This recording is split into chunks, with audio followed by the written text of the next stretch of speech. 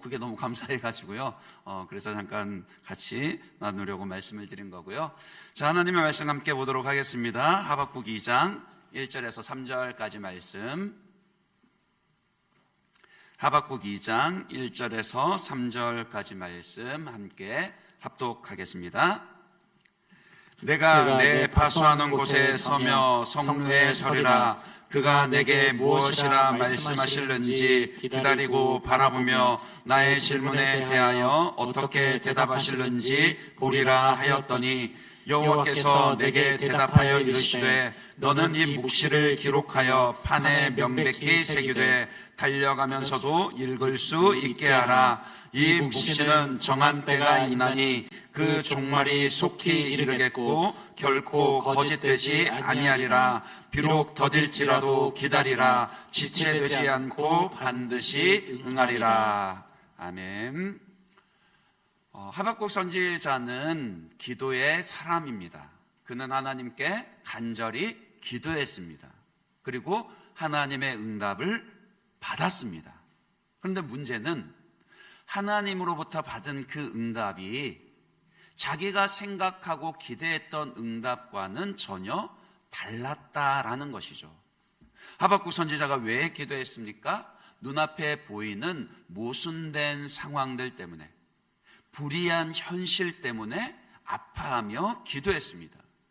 믿음을 지키며 하나님 앞에서 정직하게 행하는 그 하나님의 백성들은 어려움 가운데, 곤고함 가운데 살아가고 있는데, 반면에 하나님을 무시하고요, 하나님이 어찌하랴 하며 교만하게 악을 행하는 자들은 오히려 떵떵거리며 잘 사는 그런 불의한 현실 가운데 하나님의 나라가 임하시기를, 하나님의 나라에 그 의가 이루어지기를 간절히 기도했습니다.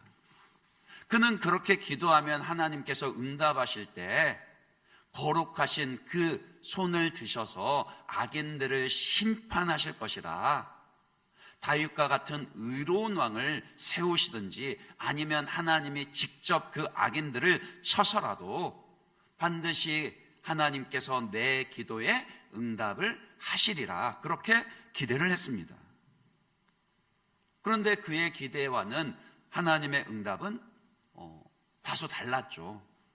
그 악인들을 심판하시긴 심판하시는데 선지자 하박국이 생각했던 방법이 아니라 저 북방에서 갈대아 사람들, 그러니까 바벨론 제국을 일으켜서 그들을 심판하실 것이다. 하박국 선지자로서는 이해되지 않는 하나님의 응답을 받게 된 셈입니다. 참 그렇게 보면은 분명히 하박국 선지자가 기도의 사람인 것은 맞는데 힘들었을 것 같아요. 그렇지 않습니까? 구약의 대표적인 다른 선지자들과 함께 한번 비교해 보십시오. 엘리야 선지자처럼 기도했더니 3년 6개월이나 가뭄이 들거나, 또 기도했더니 그 가뭄을 끝내는 비가 내린 것도 아니었고요, 그가 기도했더니 하늘에서 불이 내려서 제단과 제물을 살랐던 것도 아니고, 또 엘리사처럼 기도했더니 그 사람들의 눈을 뜨게 하셔서 하나님의 보내신 불말과 불병거를 보게 하는 그런 일들이 없었습니다. 그러니까 기도 응답 가운데는 분명히 엘리야처럼 엘리사처럼 참 하나님, 기가 막히게 응답하시네 하는 그런 신나는 그런 기도 응답이 분명히 있거든요. 그런데 이 하박국 선지자는 분명 엘리야, 엘리사처럼 기도의 사람인 것은 맞는데, 그러나 그가 받은 기도의 응답은 앞서 말씀드렸던 그런 선지자들과는 전혀 다른 응답이었다라는 거예요. 그럴 때 어떻게 해야 될까요? 하나님께서 내 기도와는 다른 그런 응답을 주실 때 우리는 어떻게 해야 하겠습니까? 이제 하박국 선지자가 우리에게 보여주는 것은 그래도 기도한다라는 거예요. 때로는 하나님의 응답이 내 생각, 내 기대와 다르다 할지라도요, 어쩌면 하나님의 응답이 내가 생각했던 타이밍과 비교해서 너무 더디게만 느껴진다 할지라도 그래도 포기하지 않고 기도하는 모습을 우리에게 보여줍니다. 그게 오늘 함께 읽은 이 하박국 2장 1절에서 3절까지의 말씀입니다. 우리의 기도도 그래야 한다라고요. 포기하지 않는 끈질긴 기도여야 한다라고요. 그러니까 예수님께서도 우리에게 기도를 가르치실 때 그렇게 가르치셨습니다. 누가복음 18장에 보면은 불의한 재판장과 한 과부의 그 비유가 나오거든요. 근데 18장 1절에 보시면은 항상 기도하고 낙심하지 말아야 할 것을 가르치기 위해서 이 비유의 말씀을 드신다 그랬어요. 그러니까 한 불의한 재판장이 있는데 그 사람은 뇌물을 받는 사람이고 불의하게 재판을 하는 사람이기 때문에 든든한 백도 없고 가진 것도 없는 그 불쌍한 힘없는 과부를 위해서는 딱히 그를 위해 판결할 만한 그런 깜냥의 사람이 아니었습니다. 그런데도 그 과부가 와서 밤낮 부르짖어 그 문을 두드리면서 그 재판장의 잠자리에 든 시간조차도 찾아와서 문을 두드려대며 강청하니까 결국엔 어떻게 했습니까? 들어줬죠. 그러니까 자기의 어떤 성향이나 어떤 공의를 좇은 것이 아니라 귀찮은 것 때문에요. 너무 이 과부가 와서 자기를 귀찮게 하고 괴롭게 하니까 그것 때문에라도 내가 빨리 가서 이 재판을 해주고 들어줘야 되겠다. 그래 놓고 끝내버리라 하잖아요. 그러니까 그 비유의 가르침이 무엇입니까? 그처럼 불의한 재판장이라 할지라도 자기의 귀찮음 때문이라도 그 과부의 강청함을 들어주었다라면 하물며 우리의 좋은 아빠 되시는 하나님께서 자녀된 우리의 기도에 응답하지 않으실 리가 없다. 그러니 기도는 반드시 응답된다. 그렇기 때문에 뭐라고요? 항상 기도하고 낙심하지 말아야 한다. 기도해야 된다. 그 말씀을 하시는 거라고요. 그러니까 똑같은 선지자인데 하박국 선지자가요, 만약에 자기 기도하는 것 엘리야 선지자랑 비교했으면 계속 기도하고 싶었을까요? 엘리사 선지자는 기도했더니 그 사르밧 과부의 죽은 아들도 다시 살아나는 그런 일이 있었는데 자기는 기도했더니 오히려 더 큰 악인들이 쳐들어올 거다. 하나님 이러시는데 내가 공연히 기도했나? 계속 기도를 해야 되나? 이런 생각 안 했을까요? 그러나 그럼에도 불구하고 하박국 선지자가 오늘 우리에게 보여주는 것은 그래도 기도한다라는 거예요. 오히려 그럴수록 하나님 앞에 더 기도한다. 그러니까 오늘 이 하박국 선지자의 기도를 살펴보면은 기도는 곧 기다림이라 라는 것을 우리가 알 수 있습니다. 이제 오늘 이 하박국 선지자 2장 1절에서 3절까지, 그러니까 그가 두 번째로 하나님 앞에 부르짖는 이 기도를 통해서 우리가 이 기다리는 기도를 어떻게 해야 하는지를 좀 함께 상고하며 살펴보기를 원합니다. 먼저 1절 말씀 다시 한번 보도록 하겠습니다. 1절 같이 한번 더 읽어볼까요? 같이 읽습니다. 시작. 내가 파수하는 곳에 서며 성루에 서리라. 그가 내게 무엇이라 말씀하실는지 기다리고 바라보며 나의 질문에 대하여 어떻게 대답하실는지 보리라 하였더니. 자, 보세요. 그가 기도를 포기하지 않았다라는 겁니다. 앞서 악인들의 횡행함을 보고 세상의 불의함을 보고 하나님 앞에 기도했었는데 하나님이 전혀 다른 응답을 주셨지만 그는 다시 마음을 추슬러서 기도하는 자리로 나아갑니다. 그러니까 기도 응답이 자기 뜻대로 되지 않았다고 해서 포기하지 않았다라고요. 내가 파수하는 곳에 서며 성루에 서리라. 이 말씀이 무슨 뜻입니까? 기도한다라는 뜻이에요. 하나님이 내게 무엇이라 말씀하실는지 기다리고 바라보며 나의 질문에 대하여 어떻게 대답하실는지 보리라. 이게 무슨 뜻입니까? 기도하며 하나님을 기다린다. 그런 뜻이라는 거예요. 여기서 우리가 우선적으로 생각할 수 있는 것은 무엇이냐면요, 하박국 선지자는 앞서 하나님이 주신 그 하나님의 응답이 자기의 뜻과는 달랐지만, 하나님의 그 기도 응답이 자기의 마음에 썩 드는 것은 아니었지만, 그러나 그는 일단 하나님의 응답하신 것을 받아들입니다. 하나님께서 응답하시고 말씀하신 그대로 이루어질 것이라는 것을 수용하는 그런 태도를 나타내 보입니다. 왜 그가 파수하는 곳에 서고 왜 하필이면 성루에 올라서겠습니까? 오히려 하나님의 기도 응답을 기다린다면 성전으로 나아가고 골방으로 나아가야 하는 거 아닙니까?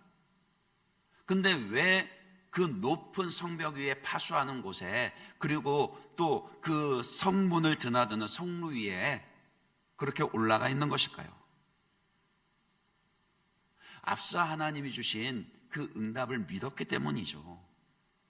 하나님께서 지금 이 예루살렘 성내에 이스라엘 안의 악인들을 심판하시는 것이 그 성 안에서 심판자를 세우는 것이 아니라, 거룩하고 의로운 자를 세우는 것이 아니라 저 북방 땅에서, 그러니까 성 바깥에서 하나님께서 응답을 주실 것이라 그렇게 말씀하셨습니다.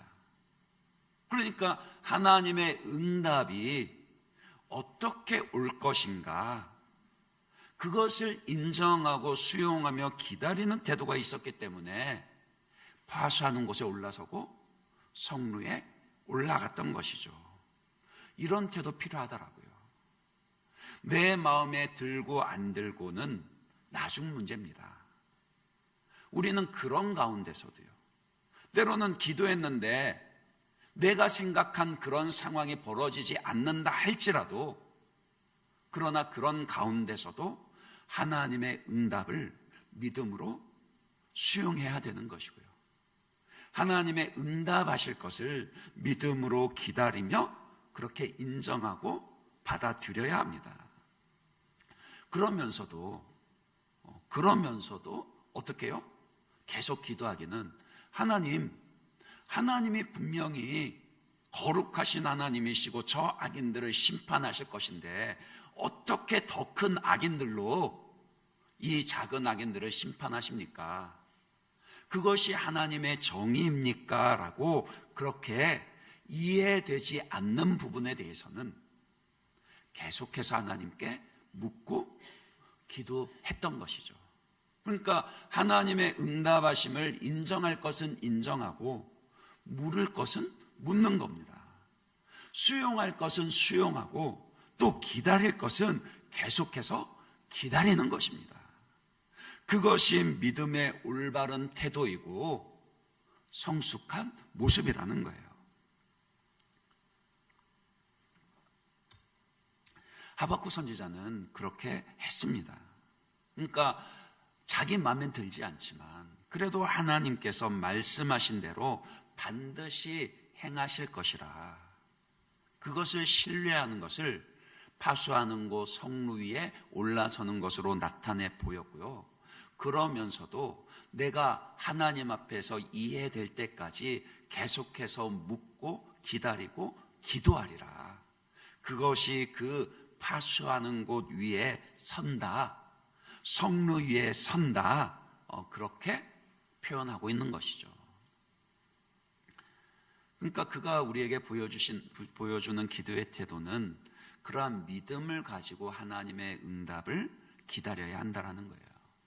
기다림에도요, 가만 생각해 보면 종류가 다릅니다. 기다림에도 종류가 있어요. 여러분은 잘 기다리시나요? 잘 못 기다리시는 편이세요? 물론 타고난 그런 성격에 따라서 좀 더 잘 기다리거나 기다리지 못하거나 그런 차이가 있을 수도 있습니다. 그러나 기다림 자체가 좀 더 수월한 것이 있고 어려운 것이 있어요. 가령 예를 들어서요, 지하철을 타려고 할 때 다음 지하철이 올 때까지 기다리는 거 쉽습니까? 어렵습니까? 안 기다려 보셨어요? 자가용만 타고 다니세요? 요즘 같은 때는 사실은 다음 지하철이 어느 역까지 와 있는지, 앞선 역에서 출발했는지 안 했는지, 심지어는 그것까지, 시간까지도 가르쳐 주니까 이런 기다림은 어때요? 쉬운 기다림입니다. 그러니까 우리가 기다린다라고 하지만 모든 기다림이 다 어려운 게 아니라요, 사실은 그렇게 막 애달아 하지 않고 그냥 말하자면 어떻게 보면 시간을 버티기만 하면, 보내기만 하면 되는 그런 기다림도 있기는 있습니다. 또 어떤 기다림은 기약이 없는 그런 기다림도 있습니다. 제일 쉬운 예가 복권이나 로또 같은 경우예요. 그러니까 확률적으로 따지면 극히 적은 확률이기는 하지만 일단 내가 가진 복권이 당첨될 확률도 있어요, 없어요? 예, 모르시는 거 좋은 겁니다. 복권 사고 기대하는 거 그렇게 좋은 신앙의 태도는 아니죠. 좋은 신앙의 태도가 아니라 하지 말아야 됩니다. 어쨌든 근데 그것을 기다림이라는 측면에서 본다라면은요, 그런 기다림도 있다라는 거예요. 현실적으로 기약이 없는 그런 기다림이 있습니다. 올지 안 올지 기다리기는 하는데 그대로 될지 안 될지 기대하기는 하는데 뭐 확신은 없지만 그래도 일단 되기만 한다라면은 좋은 거니까 그냥 뭐 손해보는 셈 치고 기다려보지, 이런 식의 기약이 없는 기다림도 있다라는 거예요. 그러나 이런 기다림은요, 어리석은 기다림입니다. 우리 스스로를 해하는 기다림입니다. 우리의 시간과 마음을 허비하게 만들고 하나님을 더 사모하지 못하게 하고 하나님의 영광을 위해, 주님이 주실 상급을 위해 우리가 헌신하지 못하게 하는 후회만 남는 그런 기다림이라는 거예요. 그런 기다림은 우리가 기다리지 말아야 할 기다림이죠. 그러나 반면에 어렵지만 반드시 이루어지는 기다림이 있다라는 거예요. 그러니까 언제 이루어질지 그 기다림의 응답의 타이밍, 시간은 내가 알지 못합니다. 어떤 방법으로 이루어질지조차도 모릅니다. 그래도 분명한 것은 반드시 기다리면 이루어질 거라는 거예요. 기다리면 응답될 거라는 겁니다. 어떻게 확신할 수 있습니까? 약속해 주신 분을 알기 때문이죠. 그러니까 우리의 기다림의 대상이 누구인가에 따라서요, 당장의 나의 수준에서는 다 이해하지 못하고 정확하게 그 시간을 알지 못한다 할지라도, 그래서 어렵다 할지라도 내가 기다리는 그 대상이 되시는 하나님을 알고 인격적으로 신뢰하면은 반드시 그 기다림이 이루어질 것이라는 것을 우리는 안다라는 것이죠. 그러니까 저희 집 아이들하고 이제 쉽게 예를 들면요, 그런 거죠. 아빠 입장에서 그 말씀을 드리면은요, 우리 아이들에게 해준다 약속하면은 반드시 그 약속을 지킵니다. 물론 저도 사람이니까 지키지 못할 때가 있을 수 있죠. 그러나 제가 기억하는 기억으로는 거의 지키지 않았던 약속은 없는 것 같습니다. 제가 왜 이렇게 말씀을 드릴 수 있냐면요, 약속을 잘 안 해주거든요. 그러니까 아이들이 근데 이제 아이들 편에서 보면은 그래요. 아이들 편에서 보면은 아빠 이거 안 해줄 것 같아. 지들 편에서는 그렇게 이야기를 해요. 근데 아빠 편에서는 어떻습니까? 일단 약속한 것은, 일단 입술로 내뱉은 것에 대해서는 최선을 다해서 지키려고 하는 것이, 그것이 아빠의 책임감입니다. 어쩌면은 그 약속에 따라서 아빠가 언제까지 해줄게라고 쉽게 대답할 수 있는 것도 있지만, 쉽게 대답할 수 없는 약속도 있을 수 있어요. 그러나 어쨌든 약속한 것은 지킨다라는 거예요. 그런데 자식 입장에서는 도대체 아빠는 약속을 하기는 해놓고 지킬 건지 말 건지, 정말 들어주면 언제나 들어줄 건지, 이런 의심이 들기도 하죠. 그러니까 이런 기다림요, 이런 기다림은 어려운 기다림이라는 거예요. 그러니까 그 약속한 대상을 신뢰하기 때문에 반드시 이루어지는 것은 믿기는 하지만, 근데 당장 우리 집 형편을 생각한다든지, 당장 지금의 상황을 생각하면 도대체 언제 이루어 주실 건가? 이 기다림이 헛되지는 않을 건가?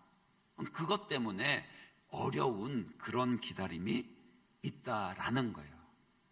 그러나 믿음이라는 것은 무엇입니까? 그럼에도 불구하고 우리에게 약속을 주신, 우리의 기다림의 대상이 되시는 그 하나님 때문에, 그럼에도 불구하고 적극적으로 하나님을 바라보며 기다리는 기다림입니다. 그 기다림의 태도가 오늘 본문에서는 앞서 말씀드린 것처럼 선다라는 거예요. 서다라는 것으로 표현이 된다는 거예요. 다시 오늘 본문 1절 말씀을 보십시오. 1절 말씀 보시면 하박국 선지자가 이렇게 스스로 결단하면서 고백하잖아요. 뭐라 그럽니까? 내가 내 파수하는 곳에 서며, 그리고 또 어디에 선다고요? 성루에 서리라. 그러니까 서서 뭐합니까? 벌 받습니까? 아니에요. 서서 하나님이 내게 무엇이라 말씀하실는지 기다리고 바라볼 것이라. 내가 서서 내 질문에 대하여 하나님이 어떻게 대답하실는지 내가 기다리며 지켜보리라. 그렇게 대답하는 거죠. 이것이 바로 어렵지만 반드시 이루어질 것을 기다리는 적극적인 기다림이라는 거예요.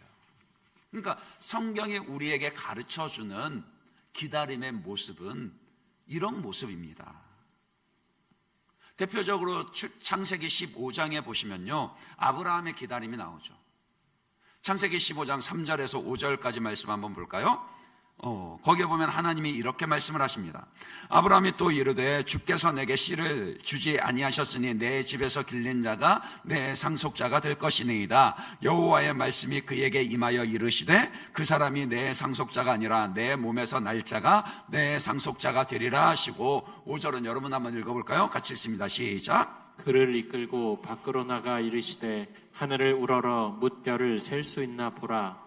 또 그에게 이르시되 내 자손이 이와 같으리라. 아멘. 예. 보세요. 창세기 15장 이때만 하더라도요, 아브라함에게는 자식이 없을 때였습니다. 그러니까 이때가 그 조카 롯이 조카 롯이 그 소돔성에 있다가 그 애굽계 전쟁에 휘말려서 잡혀갔던 거 구출해 온 직후에 있었던 일이거든요. 그러니까 아직 그 아브라함에게는 이삭도 심지어는 이스마엘도 없었을 때입니다. 근데 하나님은 뭐라고 그에게 약속을 하시죠? 그를 이끌고 밤하늘의 별들을 보여주면서 저 하늘의 뭇별들을 네가 셀 수 있나 봐라. 네 자손이 이와 같을 것이다. 상황으로 보면은 이 약속을 기다릴 수 있습니까? 없습니까? 도저히 기다릴 수 없죠. 아니, 무별은 고사하고 집안에 등불만큼도 안 내는데, 한 명의 자식도 없는데 어떻게 이 말씀을 기다릴 수 있겠습니까? 그러나 그가 이 약속을 기다렸던 것은 누구를 신뢰했기 때문이라고요? 이 약속을 주신 하나님을 믿고 신뢰했기 때문이라고요. 하나님은 전능하신 하나님이시며, 하나님은 나의 방패, 나의 상급이 되시는 하나님이시며, 하나님은 반드시 그 말씀하시는 것을 성취하시는 하나님이시다. 이 믿음이 있었기 때문에 바랄 수 없는 중에도 바라며 오늘 하박국 선지자로 치면 서서 기다렸던 것입니다. 하나님은 그의 그 믿음을 보시고 아브라함을 의롭다 인정해 주셨죠. 예수님에 대해서, 구약시대에 오실 메시아 예수님에 대한 약속도 마찬가지입니다. 구약 전체가 오실 메시아에 대한 약속이지만은 이사야 7장 14절 말씀 한번 볼까요? 잘 아시는 말씀이죠. 같이 한번 읽어보겠습니다. 같이 읽습니다. 시작.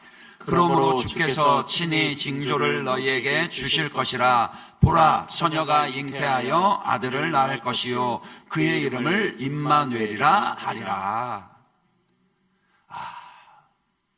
하나님이 또 전혀 이해되지 않는 그런 응답을 주십니다. 이사야 선지자를 통해서 메시아를 보내실 것을 약속해 주시는데, 근데 어떻게 올 거라고요? 처녀가 잉태하여 아들을 낳을 거래요. 역사 가운데 이런 일이 있었습니까? 과학적으로 이런 일이 설명이 되고 증명이 되고 일어날 확률이 있는 겁니까? 아니요. 도저히 불가능한 그런 응답을, 이해할 수 없는 응답을 하나님이 약속으로 주신 겁니다. 그런데 이사야 선지자는, 그리고 또 구약의 그 남은 자들, 하나님의 백성들은 그 약속의 말씀을 믿고 기다렸다라고요. 왜요? 하나님이 주신 약속이었거든요. 우리의 진정한 구원자가 되시는 하나님께서 지금도 포기하지 않는 열심과 끊어지지 않는 사랑으로 우리의 구원을 이루어 가고 계시는 그 하나님이 주신 약속이기에 반드시 하나님께서 이 약속대로 우리에게 임마누엘, 우리와 함께 하시는 구원자 메시아를 보내실 것이다. 그 약속을 믿고 기다렸던 것이죠. 그랬더니 하나님께서 그 기다림대로 때가 이르러 마리아, 동정녀 마리아를, 처녀 마리아를 통해서 이 땅 가운데 하나님의 아들 예수 그리스도를 보내주셨습니다. 지금 우리에게 주어진 약속도 마찬가지입니다. 성경 제일 마지막 구절, 요한계시록 22장 20절 21절 말씀 한번 볼까요? 같이 한번 읽어봅니다. 같이 읽습니다. 시작. 들을 증언하신 이가 이르시되 내가 진실로 속히 오리라 하시거늘. 아멘. 주 예수여 오시옵소서. 주 예수의 은혜가 모든 자들에게 있을지어다. 아멘. 66권 1189장을 마무리하는 성경 맨 마지막 구절이요, 아직까지 성취되지 않은 우리에게 주어진 남아있는 약속입니다. 내가 진실로 속히 오리라. 부활하신 예수님께서 하나님 보좌 우편에 오르시면서 하나님 보좌 우편에 계신 그 예수님께서 내가 장차 영광의 주요 심판의 주로 이 세상에 다시 오실 것이라고 분명히 약속을 하셨습니다. 우리가 종말을 경험해봤기 때문에 기다릴 수 있는 것은 아니잖아요. 그렇지 않습니까? 아무리 우리가 말세다 그렇게 말하지만 정말 세상의 종말을 경험했던 것은 아니지 않습니까? 그러나 세상의 끝이 있습니까? 없습니까? 있을 거라고요. 그 마지막 날에 부활하신 주님께서 영광스러운 모습으로 다시 오십니까? 안 오십니까? 오실 거라고요. 내가 진실로 속히 오리라 하신 그 말씀 그대로 예수님께서 그 약속을 이루기 위해 오실 거라고요. 그러니까 우리는 지금 기다림의 때를 살아가고 있습니다. 우리가 살아가는 날들은 기다리는, 다시 오실 주님을 기다리는 기다림의 날들이라고요. 그냥 수동적으로 그냥 아무것도 하지 않은 채 그냥 버티기만 하고 포기한 채 오면 오고 말면 말고 그런 태도의 기다림 아니라고요. 그런 기다림은 오늘 본문에서 말하는 서서 기다리는 기다림이 아닙니다. 어쩌면 약속이 성취되지 않은 오늘의 현실은 우리에게 고통과 답답함과 어려움을 줄 수 있습니다. 맞습니다. 어느 기다림이 쉽겠습니까? 그렇죠. 기다림은 다 어려운 법입니다. 그러나 우리는 오늘 우리에게 주어진 상황이 점점 이 약속이 이루어질 것 같다. 그것 때문이 아니라요. 내가 기도했더니 즉각적으로 응답이 되더라. 그것 때문도 아니고요. 내가 뜻한 바대로 일들이 다 이루어지고 형통하더라. 그것 때문이 아니라 다만 우리에게 이 약속을 주신 우리의 기다림의 대상이 되시는 신실하신 하나님과 그 하나님의 아들 예수 그리스도를 믿기 때문에 적극적인 믿음으로 서서 기다리는 것입니다. 우리에게는 그런 기다림이 있어야 한다라고요. 특별히 하박국 선지자가 어디에 서서 기다렸는지를 다시금 떠올려 보시기 바랍니다. 어디에 서 있었죠? 파수하는 곳에 서 있었고 성루 위에 서 있었습니다. 그러니까 우리가 하나님의 응답을 기다린다 말할 때는요, 서야 하는 곳이 있다라고요. 아무 곳에서나 그렇게 응답을 기다린다 그렇게 말할 수 없는 것이라고요. 앞서 말씀드렸듯이 왜 하박국 선지자가 하필이면은 파수하는 곳에 올라가고 성루 위에 올라갑니까? 앞서 주셨던 하나님의 그 응답과 약속이 있었던 것이기 때문이거든요. 하나님이 저 북방에서 하나님이 일으키시는 심판하는 군대를 보내실 거다, 그 약속을 믿는다라면 동굴 속에 숨거나 골방 안에 들어가서 기다리는 것이 아니라요. 서서 기다려야 하는 곳이 있다라는 겁니다.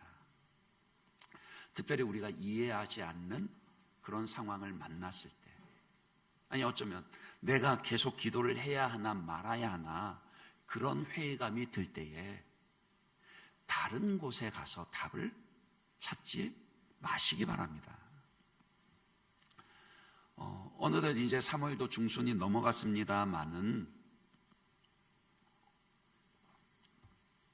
많은 경우에 있어서 이제 통계적으로 많은 경우에 있어서 그 고등학교를 졸업하고 대학을 올라가면은 신앙이 떨어지는 경우가 많다, 그렇게 말들을 합니다. 그런 의미에서 보면은 지금 이렇게 고등학교 졸업하고 금요기도회에 와 있는 우리 교련 청년부 대학생 나이 참 귀합니다. 감사합니다.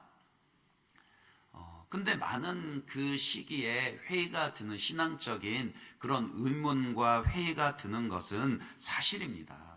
또 그럴 수 있습니다. 정말 하나님이 계신가? 하나님이 내 기도를 들어주시나?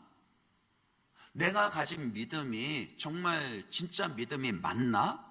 나는 그냥 어렸을 때부터 믿는 집에 태어나거나 어렸을 때부터 교회에 출석하다 보니까 부모님 손에 이끌려서 내게는 그런 선택의 여지가 없이 그냥 세뇌되듯이 그렇게 착각하며 믿고 있는 건 아닐까? 예, 그런 생각 얼마든지 할 수 있고 또 해야 합니다. 자녀들이 그런 신앙의 회의를 가지는 것에 대해서 너무 두려워하거나 걱정하지 마십시오. 오히려 지금 그러니까 10대 후반에 이르러서도 한 번도 자기의 신앙을 그렇게 성찰하는 시간을 가지지 못했다라면요, 나중에는 정말 신앙에서 떠나갈 가능성이 훨씬 더 많습니다. 부모 품 안에 있을 때는 그냥 예배 출석하고 부모님에게 보여주는 모습은 있을지언정 자기의 하나님으로 고백되고 자기의 믿음 가운데 스스로의 정체성이 서지 못하면 사실은 이 문제는 언제 부딪혀도 부딪히게 되는 그런 문제라고요. 그러니까 그런 신앙의 회의를 가지는 것에 대해서 이상하게 여기거나 잘못된 것으로 여기지 말아야 합니다. 오히려 그런 질문들 가운데 올바른 답을 찾을 수 있도록 도와줘야 하는 것이죠. 야, 너는 이게 안 믿어져? 이렇게 말씀하지 마시고요. 충분히 그렇게 생각할 수 있는데, 근데 그 답을 한번 찾아보자. 근데 이제 문제는 뭐냐면요, 이제 특히 이제 그런 시기가 대학을 갈 때라 그랬는데, 자꾸 그런 신앙에 그 드는 회의감 가운데 서야 할 곳에 서지 않고 다른 곳에 가서 답을 찾으려고 하는 경우들이 너무나도 많다라는 거예요. 자꾸 하나님을 알지 못하는 세상의 친구들, 세상의 선배들, 세상에 나가서 하나님이 계셔? 그 질문에 답을 찾으려고 드니 답을 찾을 수 있습니까? 없습니까? 없다라는 거죠. 인문학이나 철학이나 그런 것이 전혀 도움이 되지 않는다, 그런 말씀 드리는 게 아니라요, 정답을 찾을 수 있는 곳에 가야 된다, 그 말씀을 드리는 겁니다. 이미 우리의 많은 믿음의 선진들은 사실은 지금 우리가 또 우리의 자녀들이 고민하는 그 많은 대부분의 신앙적인 질문들과 삶에 대한 질문들 가운데 답을 찾으면서 정리를 해놓은 부분들이 많습니다. 누가 성적을 잘 봤습니까? 누가 공부를 잘하죠? 저는 공부를 좀 했던 것 같습니다. 여러분 표정을 보니까. 예. 그 공부를 좀 하게 되면은요, 어디에서 시험 문제가 나올지를 알게 되죠. 그게 실력이잖아요. 그러니까요, 답을 찾을 수 있는 곳에 가서 답을 찾아야 합니다. 그러니까 곧 있으면 이제 부활주일 다가오지만은요, 예수님이 진짜 역사적으로 부활하셨는가 안 하셨는가, 사실은 이미 교회사 가운데 그 예수님의 부활 논쟁에 대해서 이미 정리된 그런 그 논증들이 많이 있거든요. 그런데 그런 것들 다 제껴놓고 일단 성경에 기록된 우리가 상식적으로 이해할 수 없는 것은 다 신화야, 그런 식으로 정답을 배제해버린 채 답을 찾으려고 하니까 아무리 많이 그 노트를 들여다본들 오답만 기록된 노트에서는 답을 찾을 수 있습니까? 없습니까? 없더라고요. 그러니까 답은 찾을 수 있는 곳에 가서 찾아야 하는 것이고, 하나님의 응답은 들을 수 있는 곳에 가서 기다려야 하는 것입니다. 하박국 선지자가 공연히 파수하는 곳 위에 올라가고 공연히 성루 위에 올라간 게 아니다라고요. 우리가 성경을 부지런히 읽을 뿐만이 아니라 신앙의 서적들을 읽고 또 공부도 해야 하는 이유가 바로 그겁니다. 설교를 열심히 들어야 하는 이유가 바로 그겁니다. 우리가 애써 골머리를 앓지 않아도요, 우리와 똑같은 고민을 하고 똑같은 고통 가운데 똑같은 고난을 겪었던, 똑같은 고뇌를 겪었던 그 믿음의 선배들이 정리를 해놓은 그런 답안들이 있다라고요. 그러니까 답을 찾을 수 있는 곳에 서야 합니다. 2절 말씀도 보십시오. 2절 말씀 여러분 같이 한번 읽어보겠습니다. 2절 같이 읽습니다. 시작. 여호와께서 내게 대답하여 이르시되 너는 이 묵시를 기록하여 판에 명백히 새기되 달려가면서도 읽을 수 있게 하라. 예, 보세요. 이제 하나님께서 하박국 선지자에게 두 번째 응답을 주십니다. 그가 들을 수 있는 곳에 가서 서서 기다리며 기도하니까 하나님이 응답을 주시는데, 그냥 주시는 게 아니라 내가 대답하여 이르는 이 묵시를, 그러니까 하나님의 응답을 기록하여 판에 명백히 새겨라. 하박국 선지자에게 이렇게 말씀을 하세요. 그러면서도 어느 정도로 명백하게 새기라 합니까? 달려가면서도 읽을 수 있게끔 그렇게 새기라는 거예요. 그게 무슨 뜻입니까? 그만큼 확실하게 하나님의 응답하시는 그 기도의 응답의 역사가 이루어질 것이다, 그런 뜻이기도 하고요. 또한 그 하나님의 응답이 보면 알 수 있게끔, 달려가면서 보더라도 분명히 보아 알 수 있게끔 명확하게 주어질 것이다, 하나님 그렇게 말씀하시는 거죠. 그러니까 들을 곳에 가서 서서 기다리면요, 하나님 반드시 우리에게 이해하게 하시고 또 하나님의 그 역사하심을 보게 하십니다. 문제는 우리가 올바른 곳에 서지 않았고 올바른 소리를 듣지 않았기 때문이라고. 디모데후서 4장 3절 4절에 보시면은 말세의 특징 가운데 이런 특징을 경고합니다. 때가 이르리니 사람이 바른 교훈을 받지 아니하며 귀가 가려워서 자기의 사욕을 따를 스승을 많이 두고 또 그 귀를 진리에서 돌이켜 허탄한 이야기를 따르리라. 그러니까 이 시대 사람들은요, 자기의 욕심을, 자기의 사욕을 따를 많은 스승들을 두지만 결국엔 그 가르침은 뭐라고요? 다 허탄한 이야기일 뿐이라고요. 기다릴 수 없는 약속이고 우리가 가진 질문 가운데 정답을 주지 못하는 그런 이야기라고요. 우리의 시간과 우리의 마음과 우리의 삶을 허비하게 만들 뿐입니다. 서야 할 곳에 서십시오. 파수하는 곳에 서야 합니다. 성로 위에 서야 합니다. 하나님의 그 응답하심을 믿고 전심을 다해서 그 자리에 서야 합니다. 마지막으로 3절 말씀 한번 볼까요? 하나님께서 우리에게 그런 확신을 주시죠. 뭐라고 그러십니까? 3절 말씀 같이 한번 더 읽어보겠습니다. 이 묵시는 정한 때가 있나니 그 종말이 속히 이르겠고 결코 거짓되지 아니하리라. 비록 더딜지라도 기다리라. 지체되지 않고 반드시 응하리라. 보세요. 하박국 선지자의 입장에서 보면은 지금 답답해서 미칠 것 같고 이해되지 않는 상황 때문에 고통스러운데 하나님은 뭐라 그럽니까? 반드시 이 묵시는 정한 때가 있으리니 비록 더딜지라도 기다리라. 그때가 되면 지체되지 아니하고 반드시 응답할 것이다. 그러니까 하나님의 시간 간격과 우리의 시간 간격은 차이가 있습니다. 그거 인정해야 됩니다. 베드로후서 3장 8절 9절 보시면 사랑하는 자들아 죽게는 하루가 천년 같고 천년이 하루 같다는 이 한 가지를 잊지 말라. 주의 약속은 어떤 이들이 더디다고 생각하는 것 같이 더딘 것이 아니라 오직 주께서는 너희를 대하여 오래 참으사 아무도 멸망하지 아니하고 다 회개하게 이르기를 원하시느니라. 그러니까 주님께는 하루가 천년 같고 천년이 하루 같다.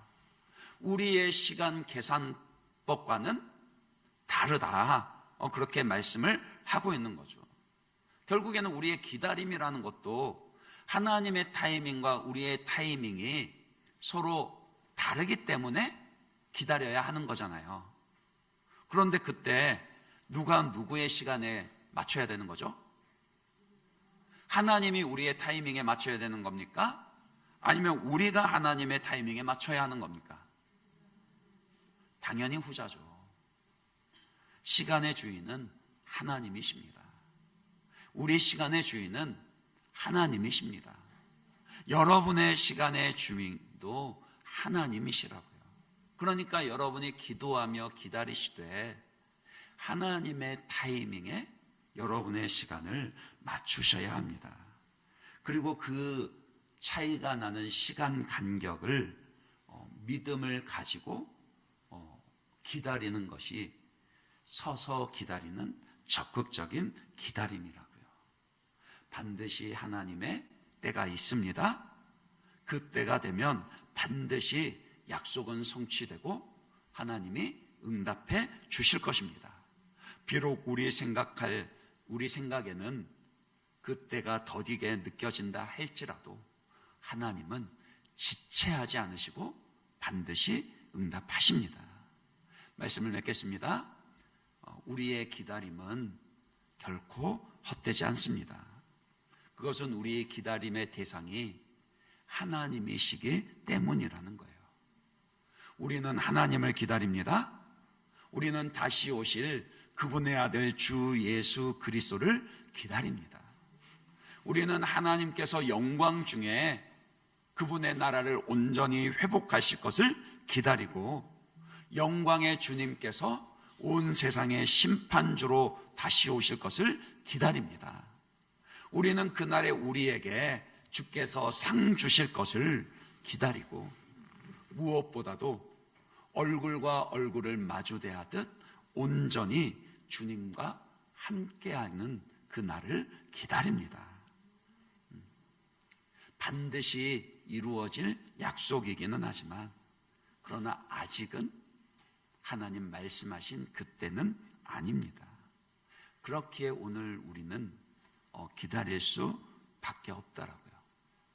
우리에게 주어진 이 기다림의 시간은 그냥 아무것도 하지 않는 포기해버리는 그런 기다림이 수동적인 기다림이 아니라 적극적으로 믿음을 가지고 부르짖어 기도하며 때로는 이해할 수 없는 그런 상황과 응답이 주어진다 할지라도 그래도 하나님을 신뢰하며 파수하는 곳에 올라서고 성루에 올라서서 간절히 기도하시는 그런 저와 여러분 되시길 바랍니다. 기도는 그런 것입니다. 하나님을 향한 그 기다림이 오늘 우리의 기도가 되기를 간절히 바라며 우리 그런 마음으로 믿음으로 함께 이 찬양 고백하고 우리 기도하도록 하겠습니다. 우리 나 기다립니다. 함께 찬양하겠습니다. 나 기다림